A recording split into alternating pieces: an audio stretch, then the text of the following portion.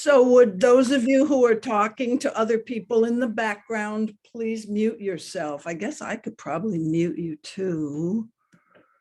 And I would love to see as many of your faces on the screen as possible.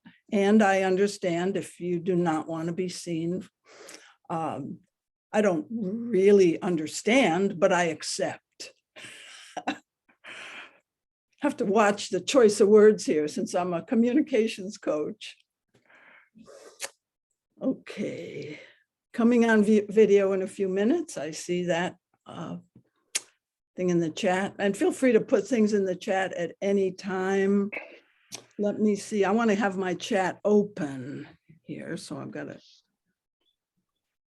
Jesus, how do I do that? I should know this by now. How do I open my chat? There it is. Okay, good. So welcome everybody. This is going to be a little bit of a self-indulgent time for me, and I really appreciate you guys for coming on here. I am not going to completely retire. This work that I do is my life. It's my self-expression. However, at some point, I'm not ready to completely retire now, but at some point, I have the idea that there's another developmental task for the later stages of life that are not what many people talk about. Rashmi, is that the way you pronounce your name? I know you're on mute now, but just give me a thumbs up, because I want to refer to a conversation that she and I had just as we were coming on today. She said something about, even if I only live 2 more years, it's sort of like I want to live it to the fullest. I want to, do useful things. I have a different take on my final years.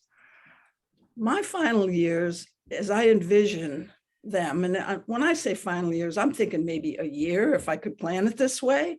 If I knew I had a year to live, I would want to spend it much more out of the social, out of the work, more like a yogi. I have done that before in my life. During a busy career, at one time I took 2 years off to go sailing and just be in nature and have no schedules. That's very odd for a person who'd already had a best-selling book. Then one other time after that, I took another year off completely. So I've done this before, and I have a value on, like challenging myself to do the thing that's not necessarily comfortable and normal. And I think doing nothing and not having a professional identity and not having schedules and that sort of thing would open up another aspect of the self in preparation for death. And I'm really fascinated by what I'm calling the developmental tasks of the final stage of life. I'm a planner. I've always kind of looked ahead at how I want my life to be. I don't plan things like goal setting, I'm not that detailed about it, but I kind of have, okay, what's calling me? What's new? What's different? What's going to stretch my comfort zone?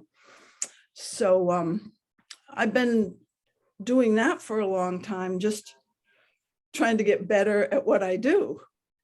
I'm 80 years old and I'm still always correcting and trying to improve and learn more and critique myself. And I actually look at my videos and I notice the things that I do that are distracting on the camera and stuff like that. So that's great. That's this stage that I'm at. That's like let's call that my early 80s. And I guess I want to say something about death. I know you can't predict when you're going to die. And I wish I could. I'll just say that. Some people say, I don't want to, if you were going to know when you were going to die, would you want to know if you could know it? I definitely would. I would definitely take 1 year off, that final year. I remember Stephen Levine wrote a book about A Year to Live, and I read it. I haven't read it in a long time. I think I ought to go back to it to just see what his experience was. So I'm envisioning this. I have no illusions that I can know when I'm going to die. But people my age and younger are dying right and left, around me. And a lot of my friends are 10 years younger than me and in way worse health. I'm in excellent health, except for one thing. And this is one thing that has me want to slow down. I get out of breath with no good reason. I can be reaching for my vitamins on the top shelf in the morning. I haven't exerted myself and my heart will start beating fast and I have to rest. I have to just, stop what I'm doing for like 1 minute and everything slows down again.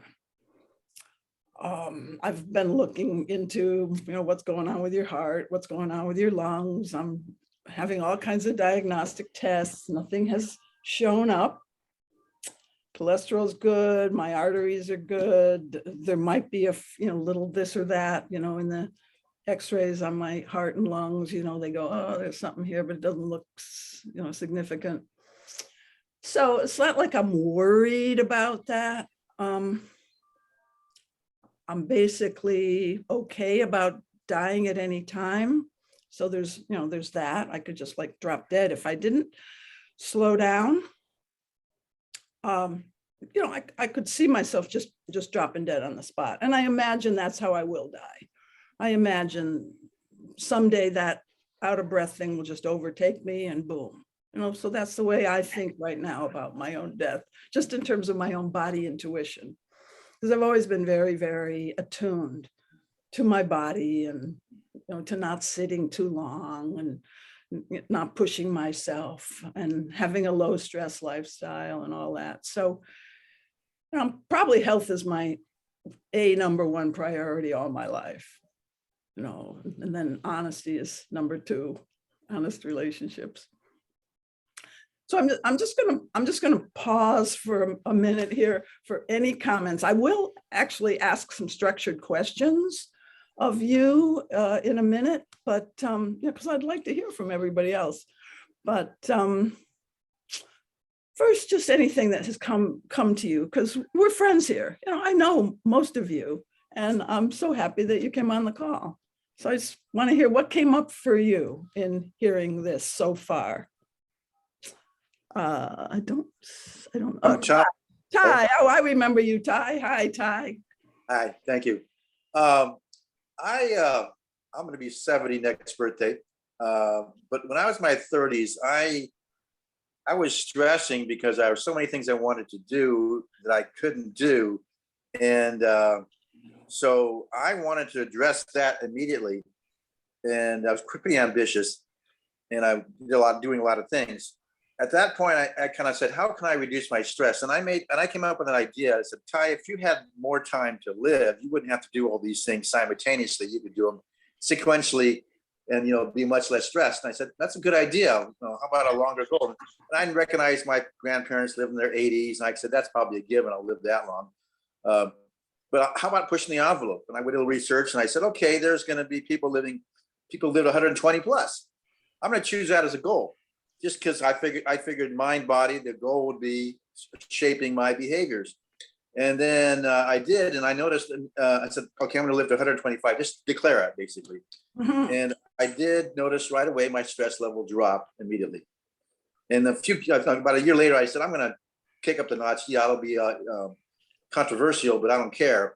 I'm going to make it 150. I'm just going to target 150, fully alive, well, and I don't mean a wheelchair. I mean fully active. So it became a decision I made in my mind. This is what I'm going for. And I noticed it made a lot of differences in my life choices. I managed my money differently. I managed my nutrition differently. I managed my exercise differently. All these different behaviors changed to accommodate that goal. And I was figuring, if I get hit by a bus anywhere along the way and knocked out, my life would be better for making this goal choice. So that became a behavior.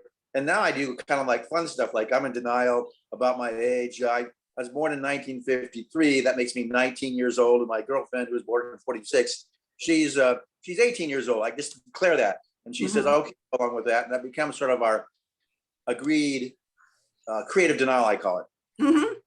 So for me, the whole age thing is interesting to me. And I also believe the mind over the body. So if I take my experience and talk about what you're doing, I say, well, if I got a great sense of experience by taking a year off, I might take another year off. But I wouldn't necessarily say to myself, I'm planning to die the next 10, 20, 30 because my goal is 150, fully active. I may make a new choice there, or I might say, I'm going to check out because I've had enough. I don't know.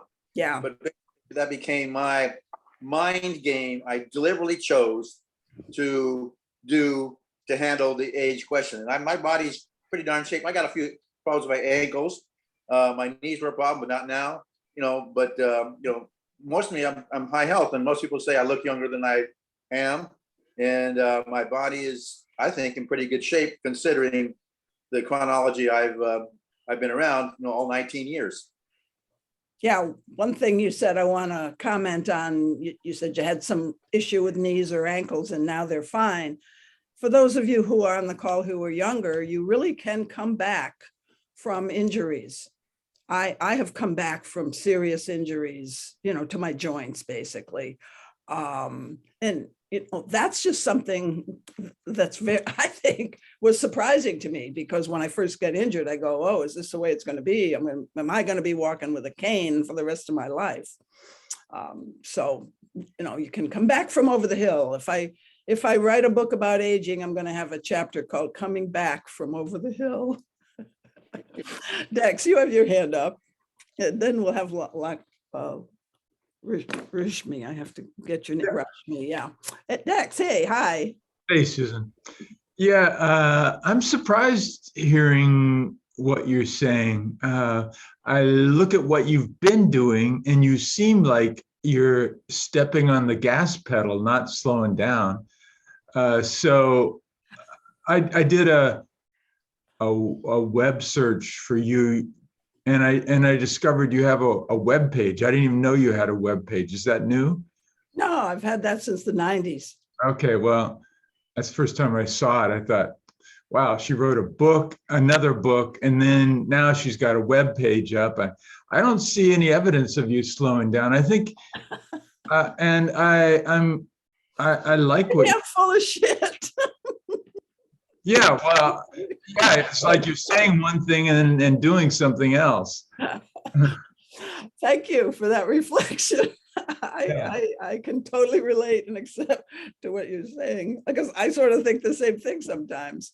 Yeah, well, so, but I feel, I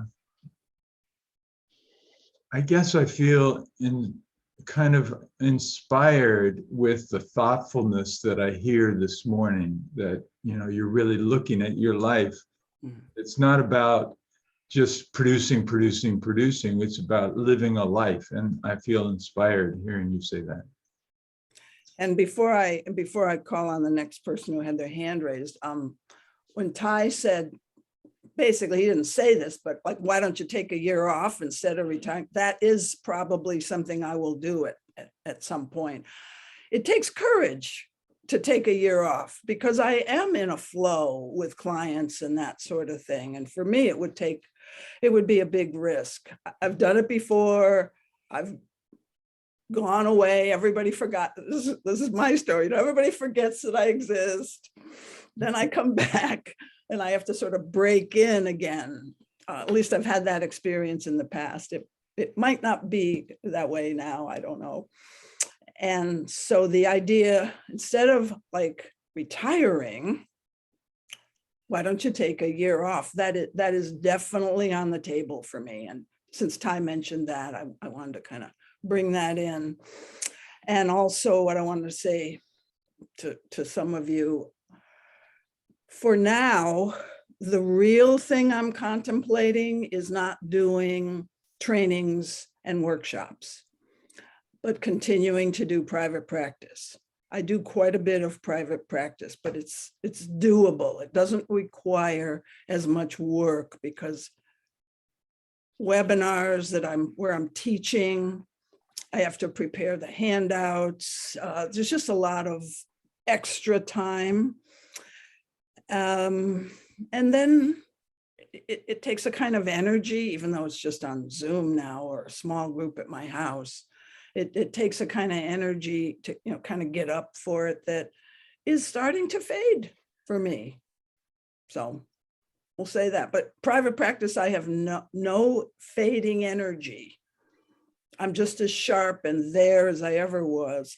But I actually look at some of my speeches from 15 years ago and presentations that I do now. I haven't been doing really big speeches, but I can see the difference in my ability to bring it. Okay. I can see that difference. I can see myself kind of going down. And there's a thought, maybe I want to quit while I'm here and not while I'm here. So I'm just sharing the random thoughts around all that. Okay, let's hear from Just one more thing yeah, go ahead, Doug. before it's not quitting, it's just maturing. And you are a model of how to do it. It's not that you're going to go away. It's just that you're allowing yourself to be you fully and as you are now, not as you used to be 15 years ago. Yeah. And one of the things that I am contemplating too is, let's say I took a year off. I might do more blogging, for example, or I might do one-off things where I just say, hey, I'm in the mood, put it out on my newsletter, because that's really the only way I communicate now about my events. My website, I don't do much with. So I put out, hey, next week I'm going to do 2 hours on blah, blah, blah, like these spontaneous things that I can see. And that's a kind of curiosity for me. If I didn't have it already planned, what would just come up for me to offer? And like these Tuesday things, to me, this is for me, because I have an audience to just try out different subjects like what we're doing today. And, I might want to do more of that. Okay. Rashmi, did you still have a comment? Yeah, I believe I've been to one of your workshops, and I'm attracted to you because I'm one of these truth tellers. And it's actually moved me on in my life quite a bit. I've been kicked out of places and gotten to better places because I spoke up, So, but I have done what you're talking about. I was a life coach before I retired, but then I got Lyme's disease and I moved over to Europe and stayed there for 9 years. And now I'm starting to get better. And I feel like I want to be a force in the world again. So, I'm looking at various Buddhist communities right now, and I may just move in with them and be part of that. So I do think I like what I think it was Dex or somebody said about, I could live to be 100. My father was 96, my mother was 90, and except for that Lyme's disease, I've been healthy as a horse. And I'm very strong-minded, independent. I'm a Swede, and Swedes are stubborn. And so, I'll probably be around for a while. But I think, what you're talking about there to address your situation is just taking that year or just taking time off to reevaluate is valuable. And just getting to know yourself more. And I'm getting messages from wherever we get messages from that it's time for me to get into action again. So, and who knows what will come of your retreat that you're taking right now. Because, you know, you do get divine guidance Thank if you you. slow down. Yeah. I know, So, no, yeah. it comes from. And a- I'm younger than you. I'm 70-something, but my sister is in the home right now, and I just had to get rid of all her stuff. And I'm seeing how little value I place on my stuff. You know? And when I leave, most people are not going to be interested in my possessions. So, you know, it's time to really live it up and do something meaningful at this point. And but you know, all of us will get the guidance if we just listen. Yeah. Curious about Sherry and then Sam, and then I think Don might have something. Hey, Sherry. Hi, Susan. I got inspired when you said, maybe I'll do spontaneous offerings. Mhm. And I saw that Danielle posted something like that in the chat as well. Something occurred to me when I heard you explain what it's like when you're facilitating a group and you're doing webinars. And then what I heard you say was like, I wonder if Lynn could mute herself or themselves. I think I'm hearing some background noise from someone on the screen named Lynn. Anyway, I heard you explain that there's a lot to track and that maybe you're not as interested in the extra effort. And yet, when I heard you say spontaneously showing up to do a thing, there's so much unique knowledge in you because of your professional track and the work that you've chosen to do. I can't remember the name of it right now, but I'm happy to follow up with you. There's like a sort of a gig economy of DIY teachings that live online. And so experts like you record like online content virtually, and you're paid like a stream of income that is a passive stream of income that like comes to you without you doing anything. Like you've pre-recorded. It's like you create, right? I'm sure you've heard of this. I'm not saying something new, but like what a way to have a virtual library of education. Yeah, that would be important. I think I need to probably be a little more mindful about the legacy of my body of work. But I got the books, you know, for me, writing the books. Yeah, I've written 11 books. Well, actually 12, but one is an ebook. Yeah. Okay, but yeah, I want to pay more attention to that before I completely drop off the planet. It just seems like it would be, you'd be creating a consumable library for the next generation. Thank you. Yeah, that was helpful. Hey, Sam. Yeah, hi. Hey, old man. Old man, that's Almost right. my age, or you're my age, I think. Yes, I'm 81, going on 82 in August. For me, I think it has to do with my mind and what my thinking is. So I'll give you 3 kind of visions, and you can come up from that with what would work for you. Because what worked for me, I'm sure it wouldn't work for you.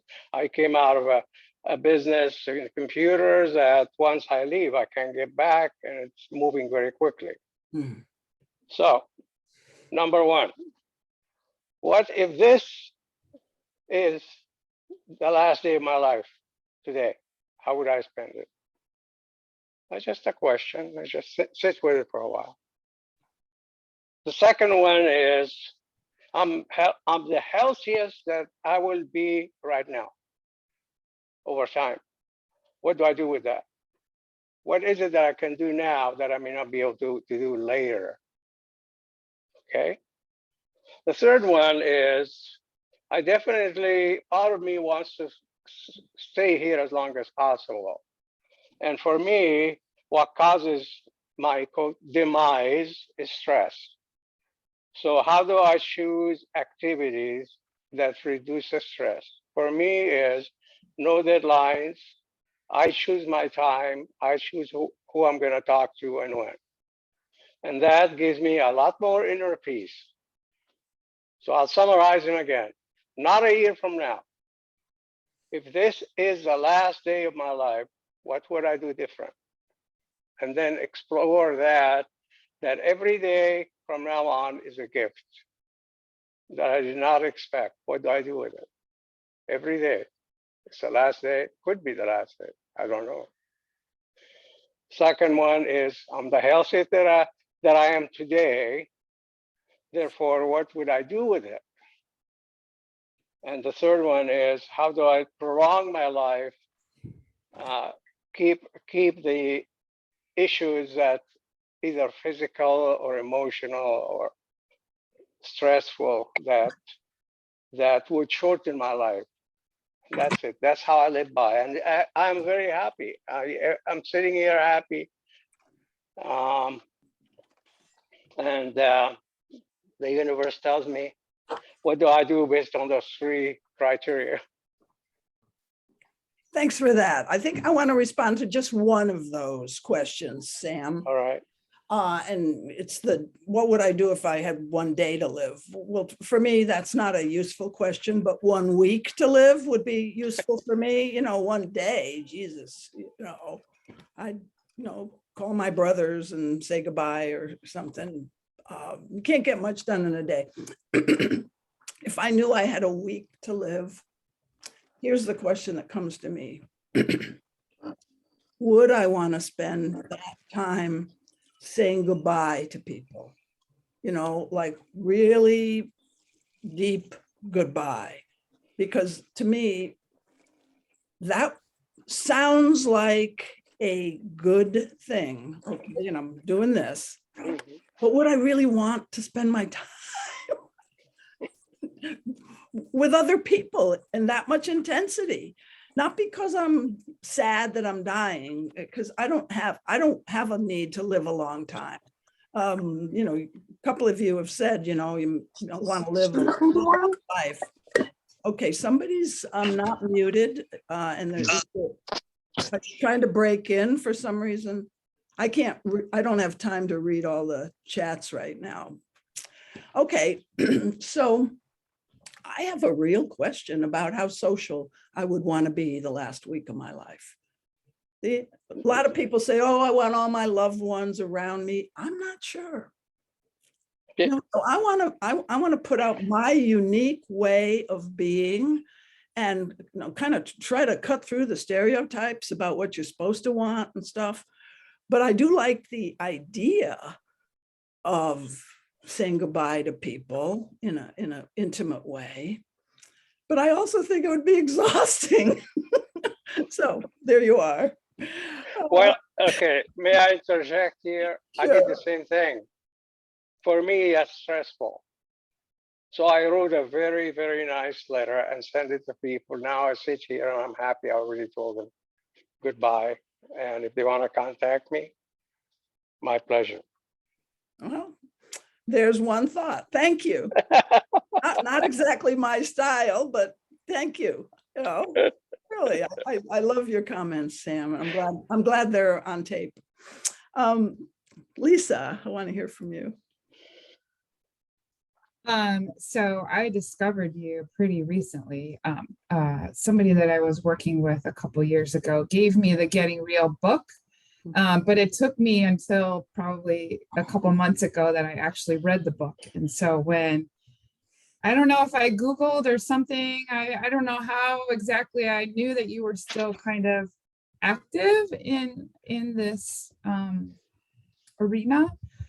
So I said to myself, oh my gosh, how lucky that I can perhaps interact with her or, meet her or something.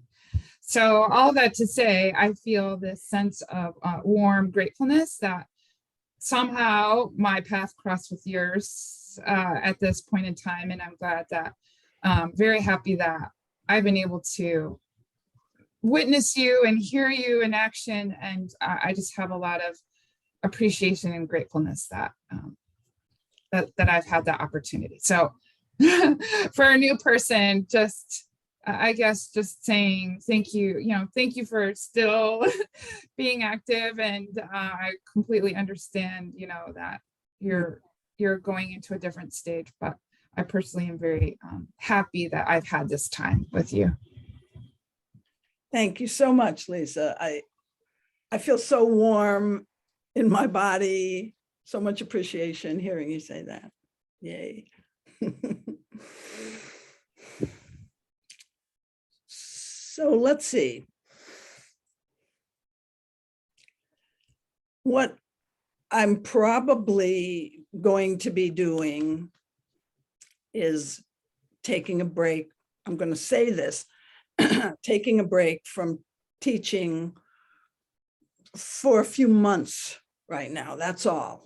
Maybe just till September. Maybe in September doing another coach training webinar and another Getting Real Zoom. What I'm also probably not going to do anymore are in-person Getting Real workshops at my house. And those have been going so great, and I've loved them. But at least for now, I think I might want to take a break. I know, Sherry, you're coming to this. We're going to call it the last one, I don't know if it'll be the last one, because I may, like Rashmi said, I may take a year off and come back, re-inspired. That's what happened before when I took my sabbaticals. I came back with so much more juice for the work. Even though I wasn't burned out, it wasn't about that. It was actually a spiritual inner look, like, who am I without my roles? Who am I if I'm just relating to nature all day? Because for 2 of those years, I was on a sailboat in French Polynesia. So, that was I didn't have friends either. I just had a husband. And I did write a book. I got to tell you, I wrote a book, but it didn't take any time. When you've got nothing to do, this is so fascinating to me too. I'm so glad I took that time off. When you've got nothing to do all day, it's like nothing on your calendar. Time moves very slowly.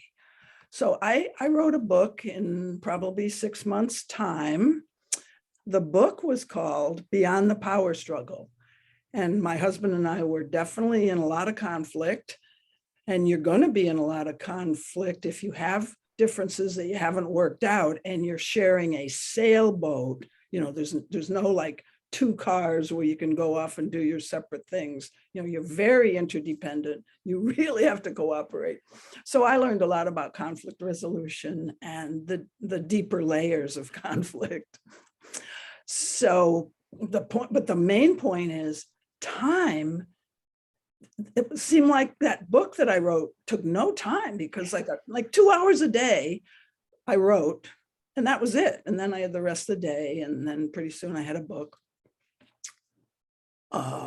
So it's still available, the book Beyond the Power Struggle. I think I only have it in ebook form, although I have a few physical copies left. But I just think it's so great how having nothing to do changes your experience of time. And I kind of look forward to see if that's the same now as it was then, because that was in my 40s when I did that. It's like many years ago. Any other comments? Lisa, you still have your hand up, but maybe that's just, yeah. Hi, Ty, yeah. 2 thoughts. One is thing I found out is, as I tried retirement a couple of times and it got boring. So I would actually go out and find something else to do.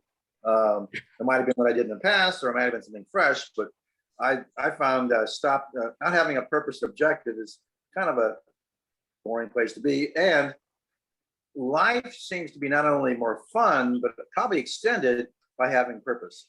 Because purpose can be your mission now or a new one. I think also the thought that came to me is, you talk about your heart kind of getting tired easily. maybe just pure acceptance, just accepting that's what's going on in my body, and I need to slow down and not expect myself to work 10 hours a day, maybe, or what I could get done in 6 hours now takes 8 or 10 hours to get done, and that's okay to do that. And that kind of slowing down is another alternative than just unplugging entirely. Saying I'm going to cut my schedule in half or whatever percentage, and do much less. And like Sam said, if you feel a little stressed, hey, this is off the list now. I'm feeling stressed. I don't want to do it. Just item by item, just delete them. And then when you feel a balance, you're good. I now have cut my private practice down to 4 hours a day. And if somebody wants to see me, I look for a day when I have a spot. Like I don't stretch myself beyond. And so that still gives me time to go swimming, go to the gym. I get some kind of aerobic activity every day. And I like having the breaks. I don't like schedule myself 4 hours in a row. I have friends who are therapists who say, well, I'd rather just do 2 solid hours a day and then take the rest of the week off. I like being in a little bit of a flow with my private practice. And when I actually think of the idea of retiring, it would be a sacrifice for me to lose my private practice. I get so much out of just being in the moment, one-on-one or with a couple. And it takes nothing out of me. But if I was doing it 8 hours a day, it would take a lot out of me just because of the sitting factor. So I'm working that one to get it to the right level. Maybe I'll go to 3 hours a day. I am taking 1 week off a month now too. So I've been doing some experimenting, and exactly what you said, Ty, when I'm not doing even my 1 week off a month, just my 1 week off, it doesn't feel any different than when I'm doing my private practice the other 3 weeks. It's not like,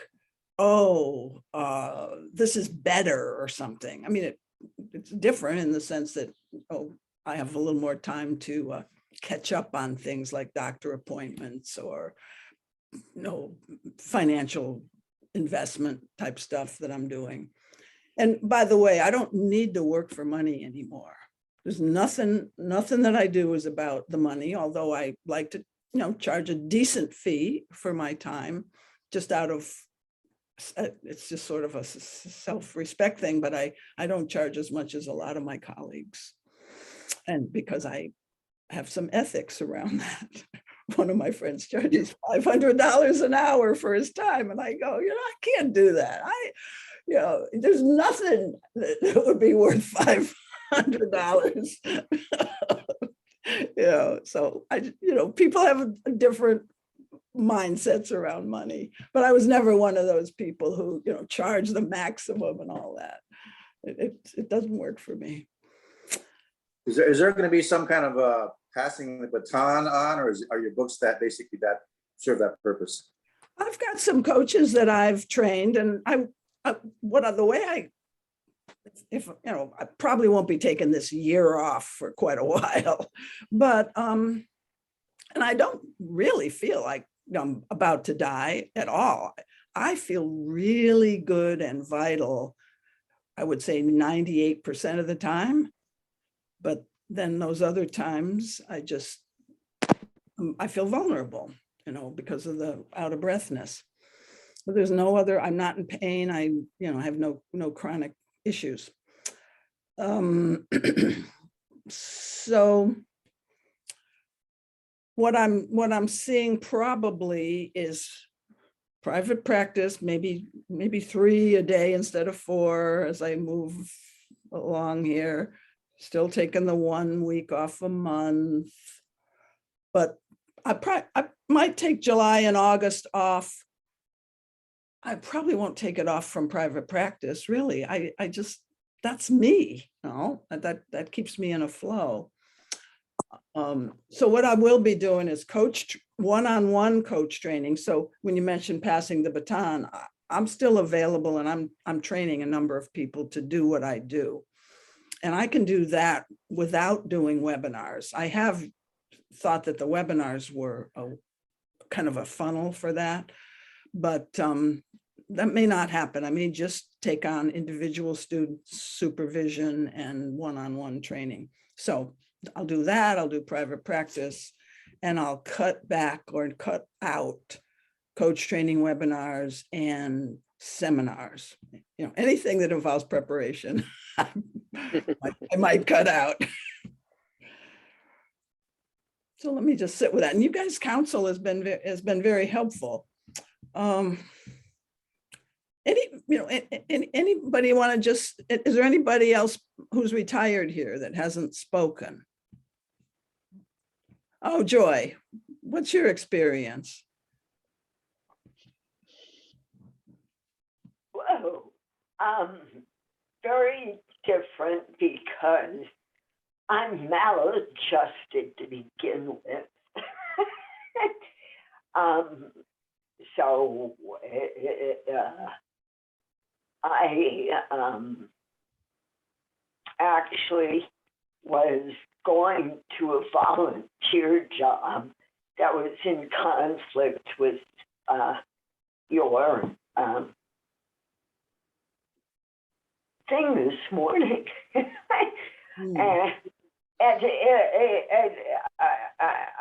the word retire means to disappear. So I'm hearing that your passion is in the work that you just mentioned, one-on-one in the private coaching. I would never retire if I were you. And I like what you said about the mixing up the work with taking care of yourself. Not, yeah. I think keeping that kind of dance is really important. Yeah, thank you. Yeah, and I say, you've probably already heard me say kind of contradictory things. I'm aware of that. What I envision, if I had control of when I was going to die, is that last year ideally would be no private practice, would be really the yogi thing, the going into a cave thing. That is the way, and that would be hard for me, I think, no matter what my health would be. I mean, I don't have any worries about my mind. You know, some people have Alzheimer's or cognitive decline in their family. I have none of that. So whether it'll happen or not, I don't know, but I have zero fears about that. I have zero fears about dying soon, actually. I'm not one of these people that wants to live to 100 or 120 or any of that. I'll tell you though, just because I was reminded what Ty said about making up his mind at an early age. I did that too, but I said 100, 110 maybe, I'm going to live to 110. And my reasoning was, and this was probably when I was in my 20s, because I want to see a whole lot of life, see all the different historical periods.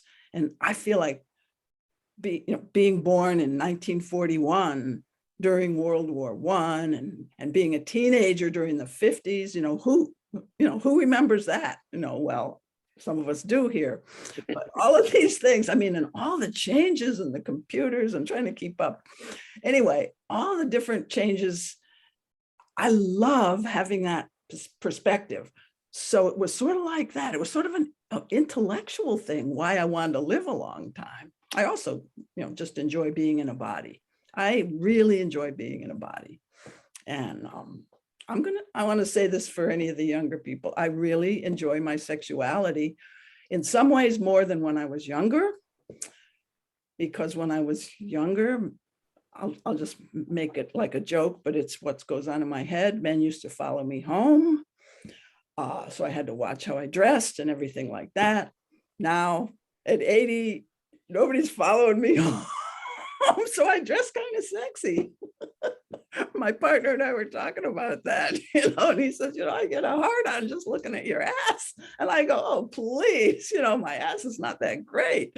But, I mean, sexuality, it can evolve into your old age. So I kind of just want to say that for the younger people. Doesn't have to go away. Although I guess your mindset about what's hot has to change. And I love your smile, Dex. I'm noticing you in the center of my screen. So you're not that old, Dex, but I imagine you know what I mean. All right. Anything else? Anybody want to just make a comment or ask me a question? I want to end this 5 minutes before the hour, but we've got 5 more minutes. So Susan, this is Lynn. I'll see if I can get me on a decent picture. Oh, yeah. Hi. I just wanted to comment about retirement, and thank you for your comments about sexuality too. That was great. I've been retired for I think like 14 years now. And what I've found is what I've had, and I had a pretty high powered career. I made a lot of money. And what I've had to deal with is what are the stories that I'm telling myself about my worth and purpose, especially as I didn't have those external validations coming at me regularly, especially a big paycheck. And so what I discovered for myself is I have some pretty deeply embedded stories about how about my worth in the world and what I need to do, and I'll put that in quotes, as opposed to be valuable in this world. And what I discovered for myself is that those deep stories are, I do need to do, I need to produce, I need to whatever, to be worthy. And the worthy is worthy of deep love and attention, self-acceptance, as well as acceptance from others, which of course is a fallacy. But to really interrogate what the stories were that went behind my producing. And as I've become more comfortable with those stories, it's easier to let go of needing to do something to be okay. I don't know if that makes sense. And from that, the things that I actually end up doing are more soul-filling. They're more, whatever. They're more filling to my soul rather than looking to the outside. And so as I say that, Susan, I notice I'm a little nervous and a little worried that I'm saying something to you that you already know. And anyway, that's my experience. So. Thank you, Lynn. So as I relate my own inner experience to what you're saying about worth and purpose, what drives me more is the experience of living.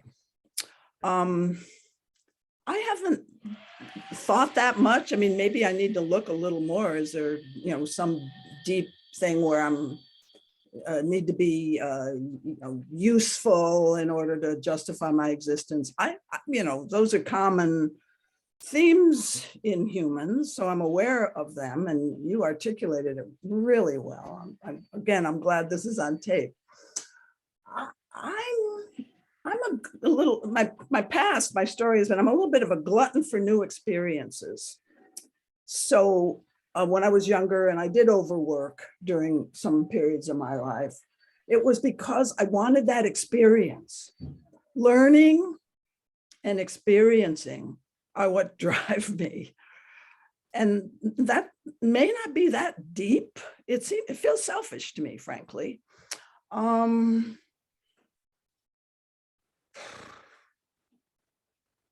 I mean, I do like to be useful. That word is a relevant word for me. But purpose, not so much. I know I have a mission. And it's pretty well articulated in my books. I want to create a culture where people can really make it safe for each other to be their true full selves, to learn how to see ourselves and course correct. That would be sort of a 500-year plan for the human race. I mean, I don't see I see myself as, maybe contributing a little bit to this, but I'm on that bandwagon. But honestly, yeah, my motives for continuing to work would be, I did say I don't want people to forget about me. It's so that I have the opportunity to be engaged with someone on the level that people come to me. I mean, I've worked with people on the streets and, people who live on the railroad tracks. And, I've worked with, worked for welfare departments and that kind of thing. That's not who I want to work with now, frankly. And the people that I get are sort of at my level. And I get to have the deepest, better than my friends, frankly. I mean, I have sometimes admitted that I get more out of my relationship with my clients than I do with my friends. Now, not my intimate partner. My intimate partner, he's got a really special place. And, the depth that we go to is, is like a whole different level. But honestly, my clients and I, it's pretty intimate, and I love that. So it's selfish, Okay, we got time for just a little bit more, because then I have to wrap up. Julie, so try to keep it to a minute, please. And you have to unmute yourself. I will keep it short and sweet. I'm really feeling the sense of the difference of the age gap, given I'm at a very different stage of life.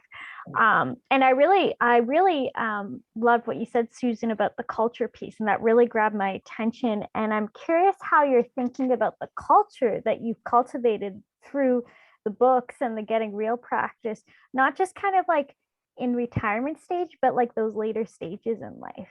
And noticing I have a real appetite to know. So selfishly, I know how I can live my life in my later years. So do you want an answer of some sort? Because I'm not getting anything to respond other than, yeah, I love listening to you. Yeah, no, not so much. Yeah, because I don't not have so much. Not so much an answer, just more of a revealing of the curiosity. I think that's a much bigger question that you can remotely begin to answer. It's a 1-minute answer. Yeah, I think we could go back and forth on that, and I would enjoy that at some other time. I would love that. Yeah. Wow. Well, thank you, you guys. I didn't know who would show up. I'm so happy with the people who did show up. This was an experiment for me. Selfish, self-indulgent. I loved it. Thank you. Subscribe to my newsletter, because that I'll probably keep doing, even if there's nothing to announce other than, hey, I'm not doing anything. Okay. Bye.